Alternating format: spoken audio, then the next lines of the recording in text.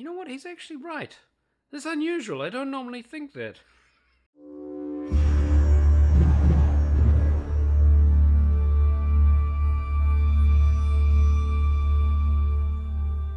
Hello and welcome to the first real episode of Fortnightly Frontier 2015. Woo! We are back and ready for another year, satisfying our viewer with average content from the verse. I'm your host, Loose Unit, and with me tonight, as always, in front of the fish tank, Mr. Da Janitor. Hello, kids! Da Janitor. That's so great. Yeah, there's only one person that's gonna get that. Yeah, maybe 5. If you include the 3 imaginary people. And me. So what do we have in the first episode of 2015? Well, first we have the Hyper News, where we give you a rundown of the latest news from the verse, and then we have Major Points, where tonight we're going to talk about the future of Fortnightly Frontier and design of ships in Star Citizen. But first, the Hyper News. Big news! Fortnightly Frontier is now part of an ever-expanding community of Test Squadron, the best squardon. But more on that later. Indeed, the Mustang lineup can be test flown in Arena Commander for this week. More on that also later in the show. The pre-ordering of physical items has been made available through January 31st. Basically, all of the stuff that you get with the physical pack, or the game packages that you could pre-order back in the day, which I have one, a freelancer one. You can get a USB drive in the shape of a constellation, a couple of hardcover books, a star map, and a guide for something or other. I don't recall now. It should be written down, but I failed to. Soundtrack CD, and a glossy version of the universe map. Indeed, and there's also some other items that you can order until Friday the 23rd, so just a few days to go. There is a Squadron 42 t-shirt, which I have ordered, there is a dog tag, which I have ordered, and there is a Mustang lineup mousepad, which I have not ordered. Yes, and they should. What I'm looking for, I'm still waiting for this, is a generic mousepad of the same style. I want one that has a Star Citizen logo on it, maybe all of the different the manufacturers of the ships, something like that, something very plain, because I don't really buy into this attitude of falling in love with the ship. So I don't want one with a bunch of ships on it. I just want a basic Star Citizen logo. So if they could do that, that would be awesome. And that is it for the Hyper News.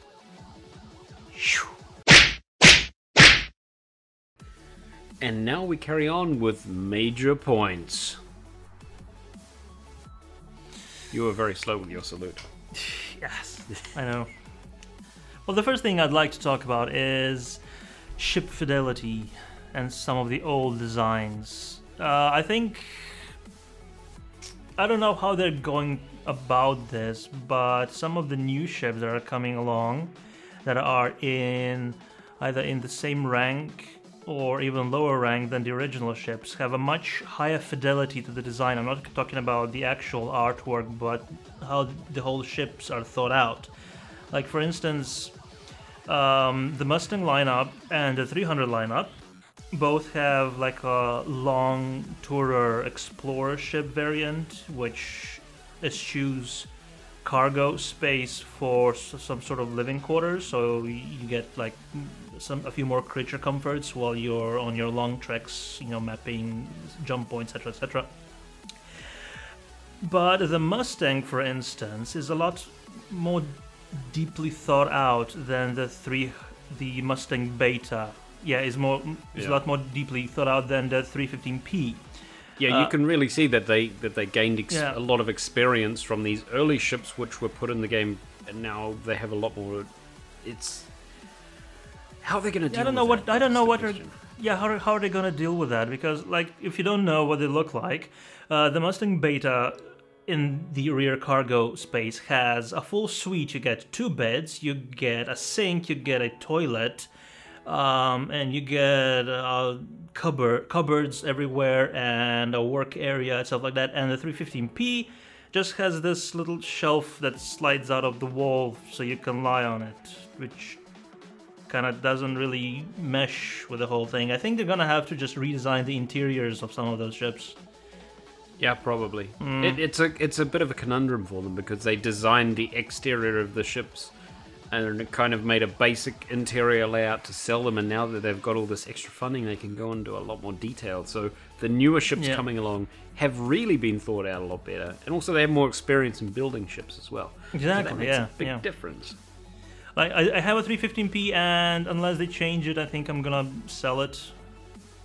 Melt it. Yeah, but then again, it is my only game package, and it has LTI, so you can probably carry across the LTI. I understand there is you can get the LTI ticket from that and carry it across to another game package. That would be good, yeah. Yeah, I would recommend contacting support about that if you want to ask them a question. Unless we hear something about any sort of update plans for the 300 series. I haven't heard anything about that. As far as I'm aware, they are complete. Didn't they say that all ships will be updated to the whole modular design? And they're starting with the Avenger and the Cutlass. And the Cutlass, yes, that's right. That is a good point. So possibly they could adjust that a little bit and get that a bit tidied up. Yeah. But we do have to wait and see. But I would suggest if you're interested in transferring your LTI from one ship to another, contact support, ask them, because I believe it can be done. I'm not 100% sure on that. I haven't done it myself. I've just heard people saying that it can be done. Right.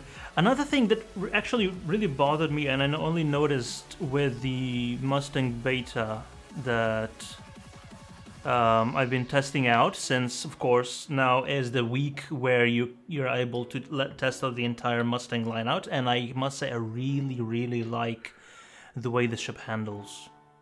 It's a lot lighter than the 300 series. It's smaller as well, yeah.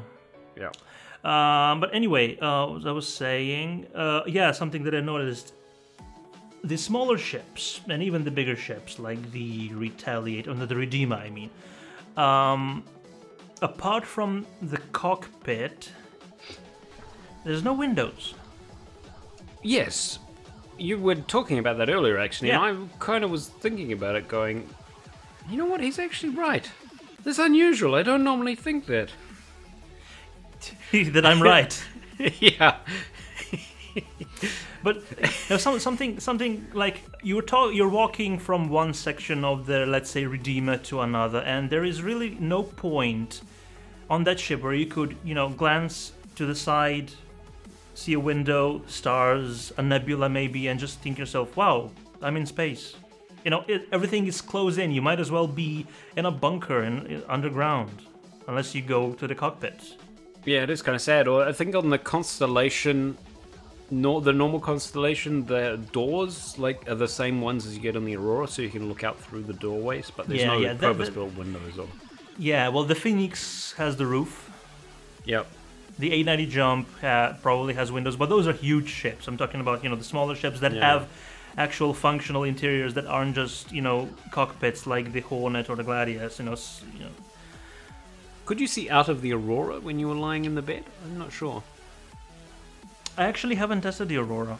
I don't know. I had an Aurora for a while. I know you can climb into the bed, and I thought you could see out, but I'm not. Possibly it was a game glitch. I think we should ask some of our new friends. Yes, perhaps. Yes, perhaps. Feel free to comment in the comments below as to whether the Aurora. What the hell is that accent end up doing? But I just think that adding a window here and there would really add to the whole immersion and the feeling that you are in space when you are somewhere else apart from the cockpit. Yeah. Yeah. I agree. Do you agree? Do you disagree? Let us know in the comments below, or post in forum thread, Reddit, anywhere we frequent. Yes. How is your new graphics card, Dianator? I mean, Janitor. Shut up. It is very good. It is so good. Yeah. Having this graphics card is really kind of got me thinking that my brain is capable of doing two things at a time. And before, it was sort of, when I was playing, doing the Vandal Swarm or whatever, it was, focused on the task, just very clinical, lock target, fire, stuff like that.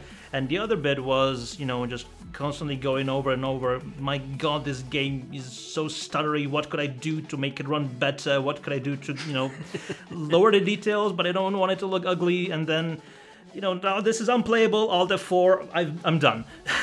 But now that I actually got, I can actually focus on how damn pretty it is. And I was just flying in Broken Moon, just, all by myself, and just enjoying it. Doing some dancing between asteroids, trying not to hit them, failing at that. Yeah, having fun just flying around. I definitely need to get myself a video card a new video card because I think it'll make a huge difference. I actually want to start playing this game, but every time I play it, it just gets so frustrating. I've got so much input lag, it's unbearable. And I noticed that it all disappeared when I had Diane's video card on my PC, so need to get that sorted. If there are any generous viewers out there that would like to donate me a video card, that would be wonderful. The GeForce GTX 970, to be precise. Yes, that's the same one Diane has, so please donate that to me immediately. Yep. And now for the big news that we teased in the beginning of the show. Teased. You've probably forgotten by now. We have become a part of Test Squadron, officially as main members in Test Squadron. And we've decided to push Fortnightly Frontier in possibly in a little bit of a different direction. We'll have to wait and see how it all works out. But we're hoping that won't mean too many changes to the show in terms of format and what we talk about. Well, at least not from the start. We have been throwing some ideas back and forth.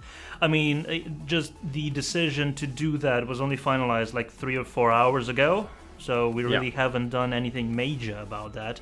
But we know that we'll be working more and more with members of Test Squadron, so apart from normal Star Citizen content, there will be more stuff coming about Test Squadron itself. Yeah, exactly. Our plan was never to go in this sort of direction. I always from my perspective, I wanted to keep it very neutral. But we've been doing this for a year now, and the show, I think it's gotten better, but it hasn't moved very far in any direction. So I think trying something new is going to help. It hasn't really garnered the sort of audience that we kind of hoped that we would be getting, and becoming a part of such a successful organization such as Test Squadron, I think, is a step in the direction of getting more views and a larger fan base, and to get our show more known on the internet. Yeah, exactly.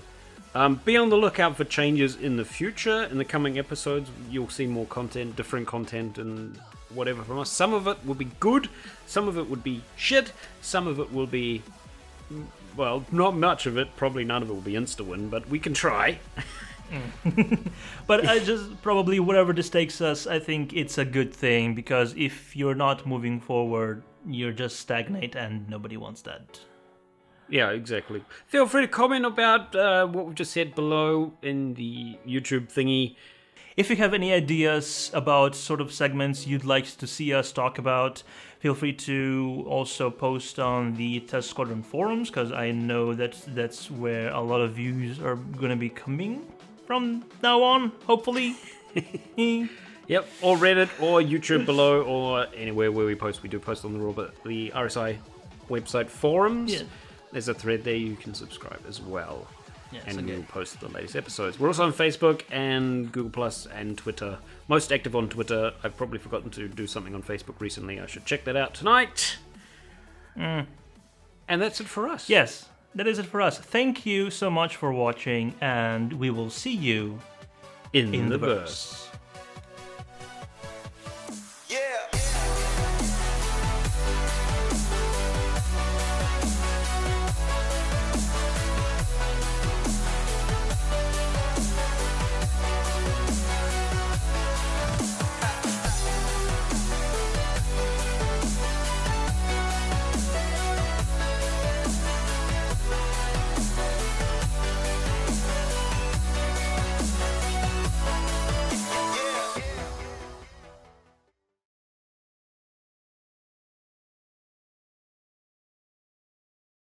Woohoo!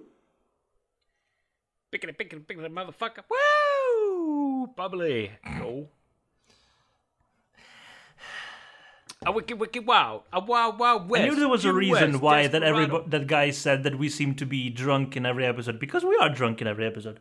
We're not drunk in every episode. That's a load of bullshit. We attempt to be drunk in every episode. We had good intentions of being drunk in every episode. Yeah. And then it kind of fell by the wayside a bit. Because it's Sunday nights, it's a little bit awkward, but today's Sunday night, so fuck it. First, we have the hyper news, where we talk about... First, we have the hyper... Could you stop typing? It's so loud. Mechanical keyboards, yo. Test Squadron Best Squaredon. What the fuck? I completely fucked that up. Yeah. Let me start that again. Oh. Pre-ordering of physical items has been made available. Let me do that properly. Including a manual and I think it's a manual. And what the fuck are you doing? I'm miming.